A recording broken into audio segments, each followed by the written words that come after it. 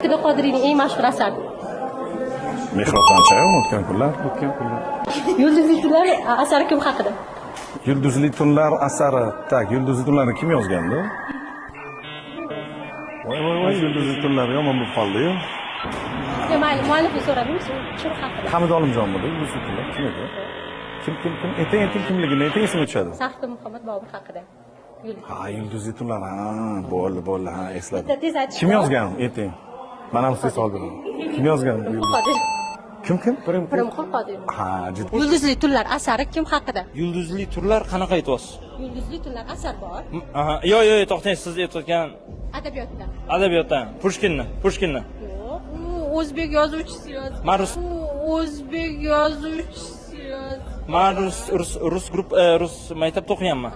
Ha, siz menga qarab bunaqa o'ylamang, o'zbek tilini bilmaydi, bu ruscha gapiradigan bola. Ya, albatta men o'zbek. Siz Abdulla Qodiriyni taniysiz? Abdulla Qodiriyni albatta Eng taniyman. mashhur asari nima? Bilmayman. Nahotki hatto filmlari ham bor. Filmlarini balkim ko'rgandirman shunga. Jamilova o'ynagan filmida yuzlarda holi bor. Yo'q, to'g'risini aytsam, men bunaqa uglubляться qilmaganman. No, Pushkin, Vayna и мир hamma barcha kitoblarni o'qiganmiz. Rus tilida. O'zim aytaman, Yulduzli tunlar asari Zahiriddin Muhammad Bobur haqida. Eng sevimli zo'r asar. Abdulla Qodiriyning eng mashhur asari bu o'tgan. Endi biz kitoblarni o'qimagan bo'lsak, lekin bilamiz.